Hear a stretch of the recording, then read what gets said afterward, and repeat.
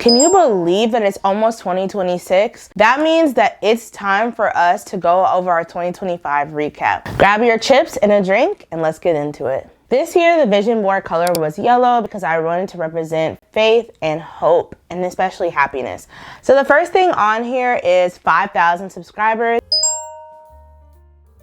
I didn't reach this goal, but I noticed this year that I need to get away from numbers goals when it comes to YouTube. Truth be told, you can do your best on YouTube, but it might take some time before you start gaining that traction, especially if you don't have a niche. The next thing on here was kingdom marriage. I did not accomplish this goal in 2025, but I also did heal from something that was really difficult for me to heal from, and so I'm gonna give myself grace for this one. Next is a resident card. Now this one was pretty interesting. I came into 2025 on a high after going to one of my favorite places in the whole world. And I decided that I wanted to become a temporary resident in another country. But after I completed my course back in February, I decided that I wanted to take a different route and go back to school. So I actually did go back to school. And I guess you could say that's halfway accomplishing the goal because I do want to get my temporary resident card in the near future. The next one is faith. Faith is what I am most proud of this year. Like, me and God got really tight, and I can now say that I have like one of the best relationships with God that I've ever had. And a big part of that is joining the church that I'm in now. I had to leave my other church that I was in before, and I feel like a whole new different person. And what they say is true. Like, do not forsake the gathering together of believers, because that is really where you can get a lot of hope and strength from. Next on my list was my career. So going into 2025, I have been doing part of the job that I do now, but I wanted to figure out like what was the end goal, because I had been in this like career like middle ground for a long time, and I'm happy to say that I'm leaving 2025 with not only a new sense of purpose, but I'm actually heading towards a direction. And that is so nice, because when you hit your mid-20s, you go through a little bit of a crisis, and a lot of times you have like a lot of pressures that are coming in from you. You start getting bigger bills, health insurance, like all of that is coming at you. And so it's such a blessing that I finally figured out like a direction to move with my career. Next was thinking outside of the box. And I am so happy and proud of myself for how I accomplished this one. I think in 2024 especially, I was changing myself to fit into groups and spaces where I no longer belonged. And it was causing me to be really sad and depressed. As a result, I made room for new places, and I'm so happy for where I am now. Next is new book. Now, I don't really know what this one means, and it's a little confusing because I actually did create some new books this year, but I didn't publish any new books this year. And that was kind of a on purpose type of thing, because I noticed that when I like go into book publishing years, I end up really focusing like 100% of my energy into the writing and creating of a book. And this year I really wanted to focus on growing my YouTube channel and growing my business presence. And so I think in 2026, I'm going to focus a little bit more on books, but I took a step back from that in 2025, and I'm like really glad I did. Next is therapy. So I actually prayed to God at the beginning of the year, and I told him that I wanted to go back to therapy again. And I'm so blessed and grateful because he provided me a really nice Christian therapist.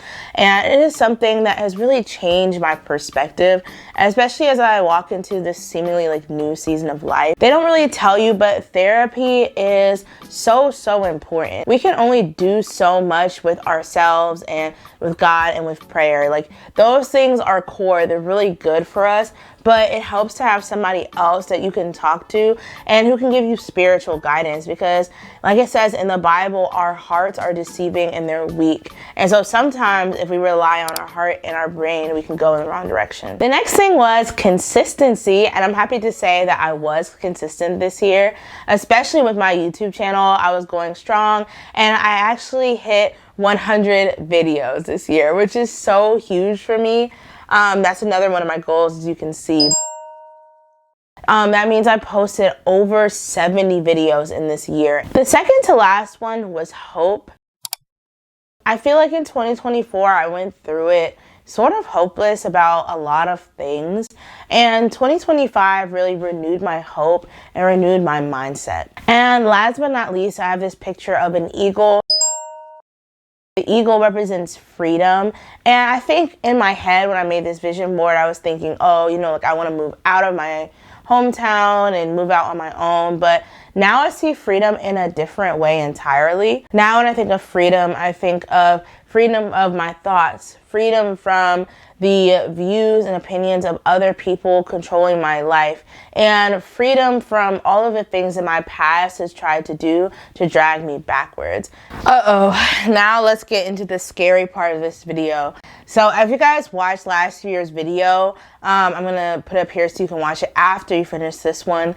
This is the point in the video where I found out that I didn't accomplish any of my goals, but I refined my goal making process for 2025. So let's see if I actually did complete any of these goals. So I split them up into different categories. The first one was YouTube, which was post 100 videos. So you guys already know, we did it. My next goal is actually to hit 500 videos. And when that happens, hopefully by that point, we'll be at close to 10K subscribers. Next was to choose a niche. I kind of did choose a niche, but I'm gonna get a lot more specific with that going forward. As you guys know, I used to do like film commentary content and ADHD content, and I've really started to like narrow it down. So make sure you subscribe if you're not already so that you can see what other videos I'm gonna make.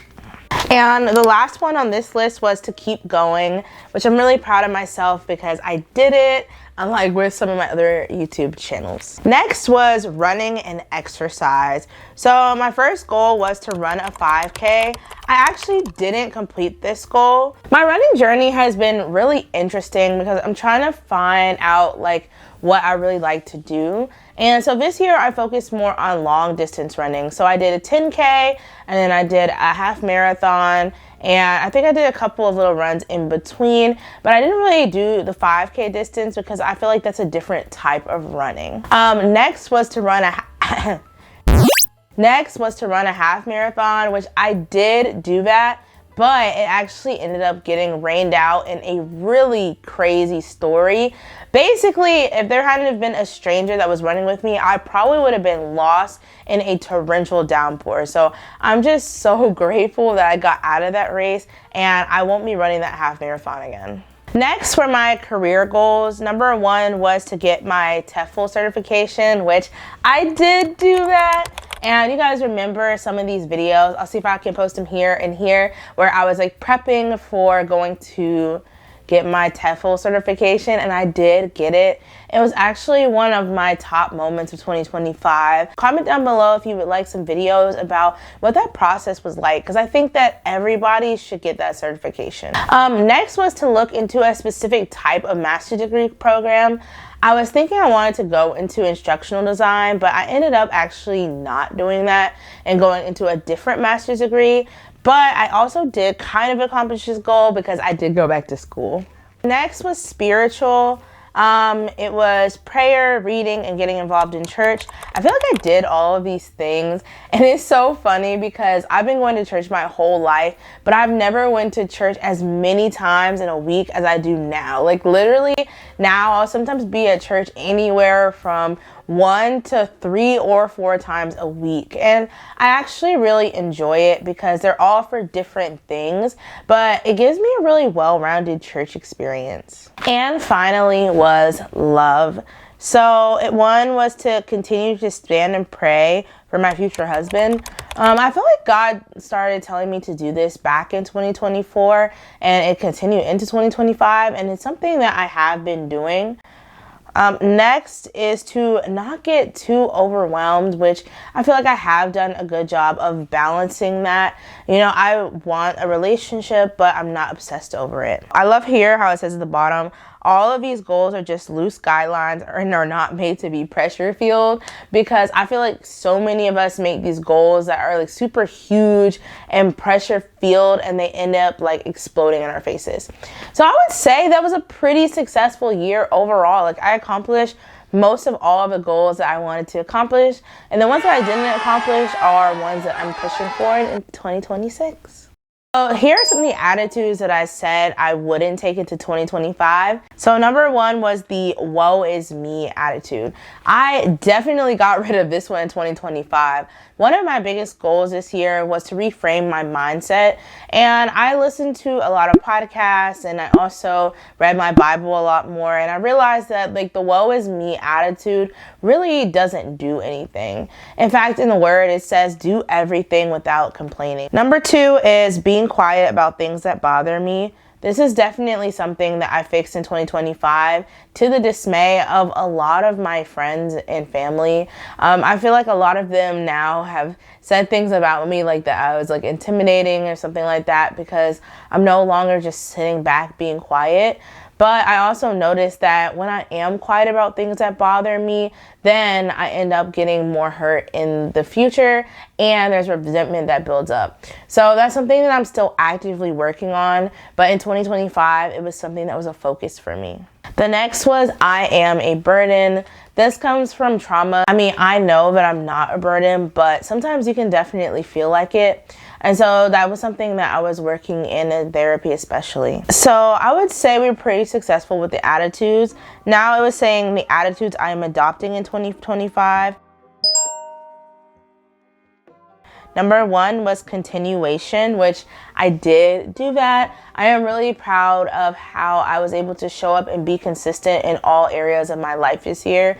It was something really big for me, especially with ADHD, because I feel like sometimes I can tend to just go off into my own world. So I'm really proud of how I like stuck to the things that I wanted to do this year. And the next attitude here says Philippians 4:13, which says, I can do all things through Christ that strengthens me. And part of my mindset shift this year was trying to get it into my head that I need to stop limiting myself, because so many times we think that we're limited, but we're only limited by the things that we think that we can or cannot do. Number one is love being intentional. So I really want to get back into dating again.